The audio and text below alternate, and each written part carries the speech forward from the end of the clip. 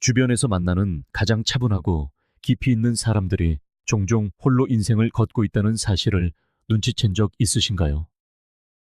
그들은 많은 친구들과 어울리는 모습을 SNS에 올리지도 않고 모임에 초대받으려 애쓰거나 주말을 끝없는 약속으로 채우지도 않습니다.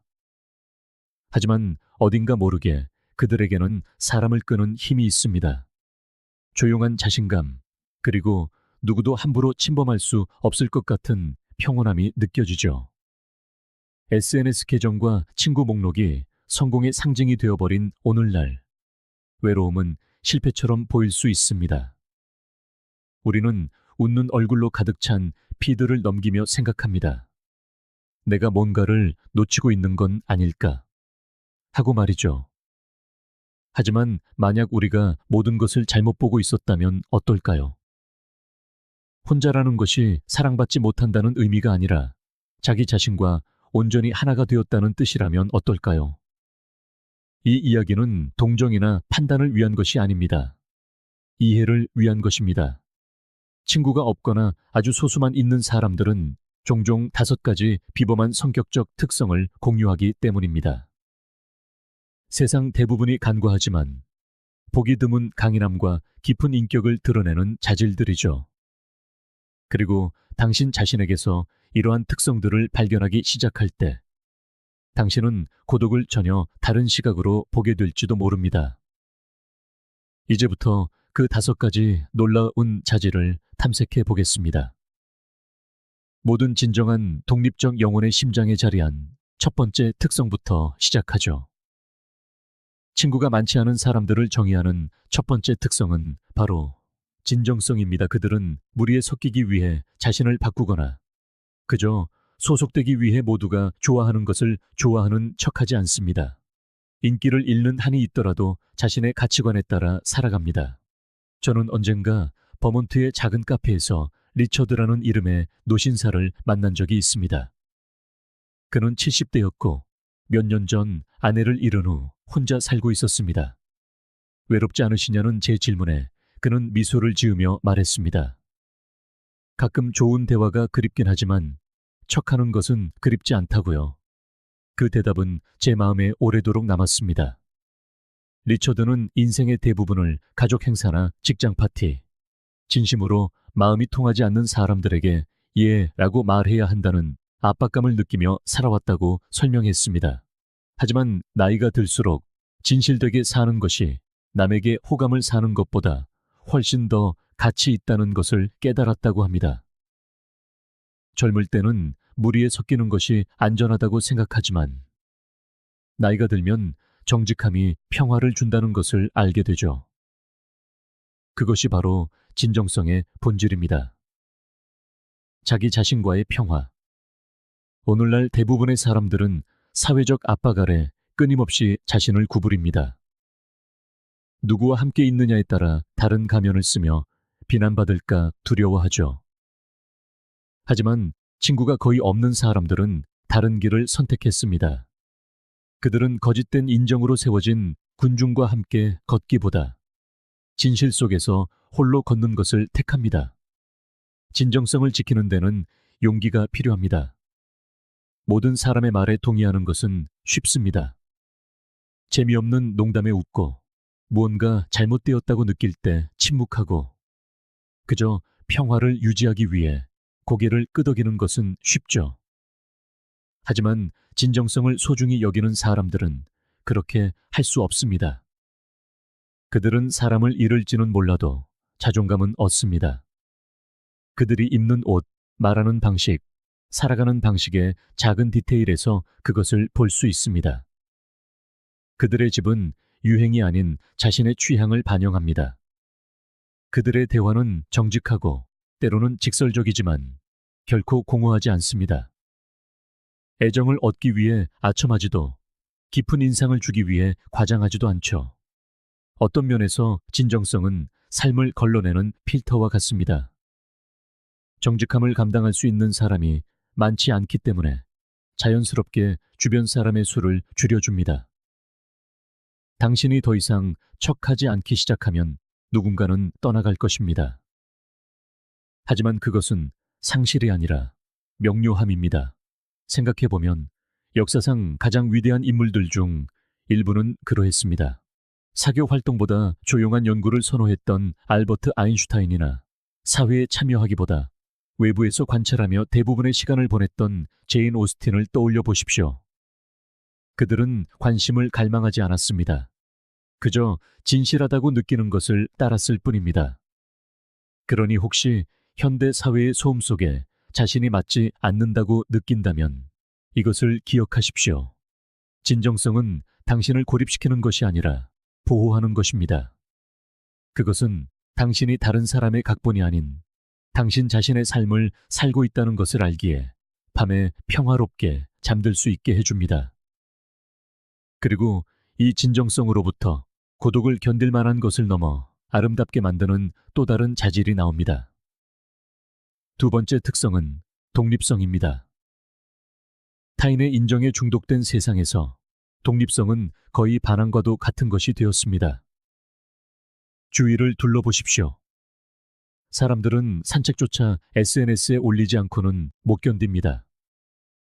인정받기 위해 좋아요가 필요하고, 사랑받기 위해 메시지가 필요하며, 안전함을 느끼기 위해 끊임없는 연락이 필요합니다. 하지만 불안 없이 혼자 있을 수 있는 사람들은 어떨까요? 그들은 거의 신성하게 느껴질 정도의 자유를 쥐고 있습니다. 독립성은 단순히 혼자 살거나 스스로 결정을 내리는 것만을 의미하지 않습니다. 그것은 정서적 안정에 관한 것입니다. 다른 사람이 당신을 완성시켜 주기를 바라는 것이 아니라 당신을 보완해 줄 사람을 선택하는 것입니다. 예를 들어 제가 한 시니어 리빙 프로젝트를 위해 인터뷰했던 60대 초반의 엠마라는 여성이 있었습니다. 은퇴 후 그녀는 대부분의 친구들이 사실상 직장 동료에 불과했다는 것을 깨달았습니다. 사무실이 사라지자 그들의 연락도 끊겼죠. 한동안 버려진 기분이었지만 그녀는 혼자 여행을 떠나기로 결심했습니다. 첫 단독 여행지는 스코틀랜드였습니다. 공항 카페에 앉아 함께 웃고 떠드는 여행객 무리를 보며 혼자 차를 마시는 것이 얼마나 두려웠는지 제게 말해 주었습니다. 하지만 여행 셋째 날 무언가 바뀌었습니다. 그녀는 자기 자신과의 시간을 즐기기 시작했습니다. 가고 싶은 박물관을 고르고 먹고 싶은 곳에서 식사하고 자신만의 리듬으로 움직였습니다. 생애 처음으로 그녀는 자신의 행복이 온전히 자기 손에 달려 있다고 느꼈습니다. 그것이 바로 독립성입니다. 당신의 감정 상태가 더 이상 타인의 관심이나 인정의 인질로 잡혀 있지 않을 때 말입니다. 많은 사람들이 침묵을 두려워하기 때문에 자신의 일정을 빽빽하게 채웁니다. 모든 것이 멈추었을 때 자기 자신과 마주해야 하기 때문에 끊임없는 자극이 필요한 것이죠. 독립적인 사람들은 그것을 두려워하지 않습니다. 그들은 침묵이 공허함이 아니라는 것을 압니다. 그것은 거울입니다. 진짜 자신의 모습을 비춰주고 그들은 그것을 들여다볼 용기가 있습니다. 독립적이라는 것은 또한 책임을 진다는 의미입니다. 누군가 내 인생을 고쳐주기를 기다리는 것은 시간 낭비라는 것을 깨닫는 것이죠. 독립적인 사람들은 스스로 결정을 내리고 스스로 문제를 해결하며 스스로의 실수를 받아들입니다. 그들은 넘어질지언정 언제나 자신의 두 발로 다시 일어섭니다. 그리고 그 강인함이 그들을 차갑거나 무심하게 만들지 않습니다. 오히려 그들은 자신의 정서적 결핍을 채우기 위해 타인에게 의존하지 않기 때문에 더 깊은 사랑을 할 수 있게 됩니다. 그들은 필요가 아닌 풍요로움에서 자유롭게 사랑을 줍니다. 해변계 홀로 살던 늙은 선원에 대한 이야기를 들은 적이 있습니다. 그는 매일 아침 해변을 따라 걸으며 낡은 그물을 손질하고 나지막이 휘파람을 불곤 했습니다. 아내가 세상을 떠난 후 왜 재혼하지 않았냐는 질문에 그는 외롭지 않다고 대답했습니다. 그는 가득 차 있다고 했습니다. 내면의 그런 충만함, 그것이 바로 독립성이며 당신이 그것을 발전시킬 때 관계를 다르게 보기 시작합니다. 당신은 더 이상 당신을 구해줄 사람을 찾지 않습니다. 당신과 함께 성장할 사람을 찾습니다. 관심을 구걸하는 것을 멈추고 평화를 쌓기 시작합니다. 그리고 그 내면의 힘이 자라남에 따라 또 다른 자질이 형성되기 시작합니다. 왜 어떤 사람들은 친구를 많이 사귈 수 있음에도 불구하고 자신의 사회적 관계를 작게 유지하는지를 설명해 주는 자질이죠. 세 번째 특성은 선택성입니다. 친구가 거의 없는 사람들에 대한 가장 큰 오해 중 하나는 그들이 반사회적이라는 것입니다. 그렇지 않습니다. 그들은 선택적입니다. 그들은 관계를 너무나 소중히 여기기 때문에 얕은 관계에 만족하기를 거부합니다. 마치 명장인이 자신의 도구를 다루는 방식과 같습니다. 신중하고 의도적으로 품질에 주의를 기울이죠. 관계에 있어서도 선택성은 똑같이 작용합니다. 이들은 지인을 수집하지 않습니다. 유대를 큐레이팅합니다. 그들에게 우정은 양의 문제가 아닙니다. 공명의 문제입니다. 생일 파티에 얼마나 많은 사람이 오느냐가 아니라 인생이 무너져 내릴 때 누가 곁에 있어 주느냐의 문제죠. 제가 알던 클라라라는 여성은 힘든 이혼을 겪었습니다. 그 시기에 소위 친구라고 불리던 대부분의 사람들이 사라졌습니다. 오직 두 사람만이 남았습니다. 며칠에 한 번씩 수프를 가져다 주던 이웃과 조용히 안부를 묻던 오랜 동료였죠. 몇 년 후 클라라는 관계에 대한 자신의 모든 접근 방식을 정의하는 말을 했습니다. 그녀는 함께 있음을 연결과 혼동하는 것을 멈췄다고요. 그 후 그녀는 자신의 관계를 신중하게 선택했습니다. 더 이상 의무감으로 모든 저녁 식사에 참석하거나 모든 메시지에 답장하지 않았습니다. 그녀의 우정은 수는 줄었지만 편의가 아닌 정직함 위에 세워져 더욱 강해졌습니다. 그것이 바로 선택성입니다. 누가 당신의 삶의 보탬이 되고 누가 그저 앗아가기만 하는지를 아는 지혜입니다. 많은 사람들이 단지 혼자가 되는 것이 두려워 유독하거나 소모적인 우정을 유지합니다. 그저 공허함을 피하기 위해 험담, 무례함, 일방적인 관계를 견뎌냅니다. 하지만 고독의 가치를 이해하는 사람들은 그런 거래를 하지 않습니다. 그들은 자신을 진정으로 봐주지 않는 사람들에게 둘러싸여 앉아있기보다 평화 속에서 홀로 걷는 것을 택합니다. 그리고 그것은 오만이 아니라 자기 보호입니다. 자신의 가치를 아는 것이죠. 선택적이라는 것이 마음을 닫는다는 의미는 아닙니다. 신중하게 연다는 의미입니다. 거짓된 우정을 경험하고 나면 진심을 듣는 법을 배우게 되기 때문입니다. 당신은 누가 당신의 안부를 묻고 실제로 대답을 기다려주는지 알아차립니다. 사실 친구가 거의 없는 사람들은 종종 더 날카로운 직감을 가지고 있습니다. 그들은 언제 연결이 진실되고 언제 편이나 조종 위에 세워졌는지를 감지할 수 있습니다. 그 직관은 경험으로부터 당신에게 미소 짓는 모든 사람이 당신의 최선을 바라지는 않는다는 것을 수년간 배우면서 발전합니다. 그들은 평화가 인기보다 더 가치 있다는 것을 배웠기 때문에 더 이상 인정을 좇지 않습니다. 루이스라는 남자가 이 점을 완벽하게 포착하는 말을 한 적이 있습니다. 그는 이렇게 말했습니다. 모든 사람이 내 평온함에 들어올 자격이 있는 것은 아니라는 사실을 깨닫기 전까지 저는 모두의 친구가 되려고 애썼습니다. 수년간의 실망 끝에 그는 자신의 시간과 관심을 빚이 아니라 주어지는 것, 즉 보물처럼 다루기로 결심했습니다. 그리고 그 마음가짐이 모든 것을 바꾸었습니다. 그는 사교 모임 후에 기진맥진하는 일이 없어졌고 억지로 스몰 토크를 하지 않게 되었습니다. 그가 유지한 몇 안 되는 우정은 충성심과 상호 존중에 뿌리를 두고 있었습니다.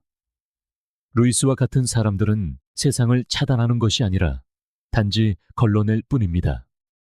그들은 진정으로 귀 기울여주고 성장을 격려하며 초대 없이도 나타나주는 한두 명의 진정한 친구가 그저 뺏을 줄만 아는 군중보다 더 가치 있다는 것을 이해해야 합니다. 그들은 자신의 사회적 관계를 작고 세심하게 가꾸며 자신이 꽃피울 수 있도록 돕는 사람들로 가득 찬 정원처럼 대합니다. 그리고 이 깊은 분별력 때문에 이들은 종종 희귀하고 귀중한 또 다른 자질을 발전시킵니다. 바로 자기 성찰입니다. 혼자 더 많은 시간을 보낼 때 심오한 일이 일어납니다. 당신은 내면으로 향하기 시작합니다. 당신 자신의 마음, 기억, 실수, 감정, 가치의 풍경을 탐험하기 시작하죠. 많은 사람들이 결코 하지 못하는 방식으로 자기 자신을 이해하는 법을 배웁니다. 그들은 자신의 생각으로부터 도망치느라 너무 바쁘기 때문입니다. 자기 성찰은 슬픔이 아닙니다. 고립도 아닙니다. 그것은 자각입니다. 조용히 호숫가에 앉아 있다가 그 고요함 덕분에 마침내 자신의 모습을 명확하게 볼 수 있게 되는 것과 같습니다. 저는 언젠가 책과 일기장으로 가득 찬 작은 오두막에서 혼자 살던 헬렌이라는 은퇴한 교수를 만났습니다. 매일 아침 그녀는 창가에 앉아 차 한 잔과 함께 전날에 대한 성찰을 글로 적곤 했습니다. 왜 그런 일을 하냐고 묻자 그녀는 이렇게 말했습니다. 제가 어떤 사람이 되어가는지 기록하는 데 도움이 되거든요. 그녀는 우리가 시간이 지나도 똑같은 사람으로 머문다고 생각하지만 사실은 그렇지 않다고 설명했습니다. 우리는 진화하며 멈춰서서 내면을 들여다보지 않으면 우리가 얼마나 멀리 왔는지 알아차리지 못할 수도 있다는 것이었죠. 그것이 자기 성찰의 선물입니다. 당신의 내면 세계에 대한 지도를 제공하는 것이죠. 다른 사람들이 외부에서 인정을 찾는 동안 성찰적인 사람들은 내면을 들여다봅니다. 그들은 자신의 감정 패턴, 유발 요인, 강점, 그리고 두려움을 알아차립니다. 그리고 자기 자신을 이해함으로써 다른 사람들을 더 잘 이해하게 됩니다. 많은 위대한 사상가, 예술가, 철학자들이 고독했다는 것은 우연이 아닙니다. 그들의 통찰력은 소음이나 끊임없는 대화에서 나온 것이 아닙니다. 침묵에서 나왔습니다. 고독은 종이가 아닌 정지의 순간에 교훈이 쓰이는 일종의 교실이 됩니다. 그리고 바로 그 조용한 순간에 감성 지능이 뿌리를 내립니다. 성찰하는 시간을 가질 때 당신은 반응하는 대신 대응하는 법을 배웁니다. 자신이 투사하고 있을 때, 불공평하게 굴고 있을 때, 치유가 필요할 때를 인식합니다. 그런 종류의 자각은 끊임없는 사회생활의 혼돈 속에서는 발전시키기 어려운 평온함, 공감, 그리고 지혜를 만들어냅니다. 한 젊은 친구가 제게 혼자 있는 것이 싫다고 말한 적이 있습니다. 너무 많은 생각을 하게 만들기 때문이라고요. 하지만 사실 그것이 바로 고독이 그토록 강력한 이유입니다. 그것은 당신이 자신과 마주하게 만듭니다. 벌을 주기 위해서가 아니라 성장하기 위해서입니다. 당신 자신 외에는 아무도 당신을 자기 인식으로 이끌 수 없기 때문입니다. 자기 성찰은 외로움을 배움으로 바꾸고 침묵을 힘으로 변화시킵니다. 그것은 종종 혼자인 사람들이 어려운 시기에도 균형 잡히고 사려 깊고 회복력 있게 머물 수 있도록 해줍니다. 그리고 그 깊은 자기 이해로부터 마지막이자 아마도 가장 강력한 특성이 나타납니다. 성장입니다. 성장은 모든 것을 하나로 묶어줍니다. 당신이 진정성 있게 살고 독립적으로 서며 현명하게 선택하고 깊이 성찰할 때 당신은 필연적으로 진화합니다. 당신은 표면이 아닌 더 높은 관점에서 삶을 바라보는 사람이 됩니다. 성장은 편안함 속에서 일어나지 않습니다. 종종 저항으로부터 불편함을 피하는 대신 마주하는 법을 배우는 것에서 비롯됩니다. 로마의 철학자 세네카는 저항은 미덕을 위한 기회라고 썼습니다. 그리고 사람이 오랜 시간 혼자 있을 때 일어나는 일이 바로 그것입니다. 다른 이들이 고립이라 부를 만한 것이 힘, 명료함, 그리고 성숙을 위한 훈련장이 됩니다. 그것은 산을 오르는 것과 같습니다. 정상에 오르면 공기는 희박하고 길은 더 험난하지만 그곳에서 얻는 전망과 이해는 아래 계곡의 그것과는 비교할 수 없습니다. 고독 속에서 사는 사람들은 종종 세상을 그런 식으로 봅니다. 그들은 다른 사람들이 놓치는 연결고리를 발견합니다. 아주 작은 것들에 대한 인내심, 연민, 그리고 감사를 발전시킵니다. 그레고리라는 남자가 그것을 아름답게 묘사한 적이 있습니다. 조기 은퇴 후 조용한 바닷가 마을로 이사한 그는 마침내 존재하는 것과 사는 것의 차이를 이해하게 되었다고 말했습니다. 젊었을 때는 사람들로 둘러싸여 있었지만 정작 제 자신은 잘 몰랐습니다. 그가 말했습니다. 이제 혼자 더 많은 시간을 보내니 모든 것이 명확하게 보입니다. 석양의 색깔, 파도 소리, 심지어 제 심장 박동의 리듬까지도요. 마치 마침내 깨어난 것 같습니다. 그것이 성장의 모습입니다. 깨어남이죠. 고독은 벌이 아니라 준비라는 것을 깨닫는 것입니다. 지혜가 성숙하고 정서적 상처가 치유되며 영혼이 강해지는 곳입니다. 그 길을 걷는 사람들은 조용한 위험을 지니는 경향이 있습니다. 그들은 서두르지도 경쟁하지도 질투하지도 않습니다. 인생이 인기 경쟁이 아니라 내적 충만을 향한 여정이라는 것을 이해합니다. 그리고 이 변화의 가장 아름다운 부분은 아마도 그것이 그들을 비통하거나 폐쇄적으로 만들지 않는다는 것입니다. 오히려 고독을 통해 성장한 사람들은 종종 더 온화해집니다. 모든 사람이 내면에서 얼마나 힘겹게 싸우고 있는지 이해하기 때문에 다른 사람들을 가혹하게 판단하는 것을 멈춥니다. 그들은 더 많이 듣고 덜 반응하며 그저 깊이 있는 존재감만으로 다른 사람들에게 영감을 줍니다. 그들의 존재는 침묵 속에서도 안전함을 느끼게 하는 종류의 안정 효과를 가집니다. 누군가 충분히 혼자 시간을 보냈을 때 그들은 더 이상 아무것도 증명할 필요가 없어지기 때문입니다. 그들의 평화가 그들의 말보다 더 크게 말합니다. 그리고 이것은 우리가 시작했던 지점으로 돌아가게 합니다. 친구가 많지 않다는 것이 약점이 아니라는 생각 말입니다. 그것은 힘, 지혜, 그리고 성장의 반영일 수 있습니다. 양보다 질을, 인기보다 진실을, 소음보다 평화를 선택했다는 의미일 수 있습니다. 그래서 만약 당신이 때때로 왜 당신의 관계가 좁은지 궁금해 하는 사람이라면 깊게 숨을 들이쉬고 스스로에게 상기시키십시오.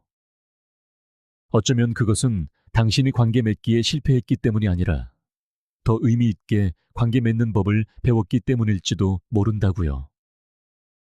어쩌면 당신은 평화와 진정성을 찾은 리처드 같을 수도 있고 독립과 고독 속에서 자신을 발견한 엠마 혹은 마음을 여는데 신중해진 클라라 같을 수도 있습니다. 어쩌면 당신은 헬렌처럼 자신의 모습을 비추어 보았거나 그레고리처럼 지혜를 찾았을지도 모릅니다. 이들 각자는 대부분의 사람보다 친구가 적었지만 각자는 훨씬 더 풍요로운 것, 즉 자기 알, 균형, 그리고 굳이 보여주지 않아도 실제하는 조용한 종류의 행복을 지니고 있었습니다. 결국 친구가 많지 않은 사람들은 종종 더 깊은 삶을 살아갑니다. 그들은 혼자 있는 것이 외로운 것과 같지 않다는 것을 압니다. 그들은 자기 내면에 강하고 평온하며 의미로 가득 찬 세계를 구축했습니다. 그러니 만약 이 메시지가 당신에게 울림을 준다면, 만약 이 이야기들 속에서 당신 자신의 조각들을 발견한다면 이것을 알아주십시오. 당신은 혼자가 아닙니다. 당신은 수능보다 의식을 선택하는 보기 드문 종류의 영혼에 속해 있습니다. 당신의 가치는 얼마나 많은 사람이 당신을 둘러싸고 있느냐가 아니라 당신이 스스로를 얼마나 깊이 아느냐에 의해 측정된다는 것을 당신은 배웠습니다. 그리고 그것이야말로 진정으로 비범한 것입니다.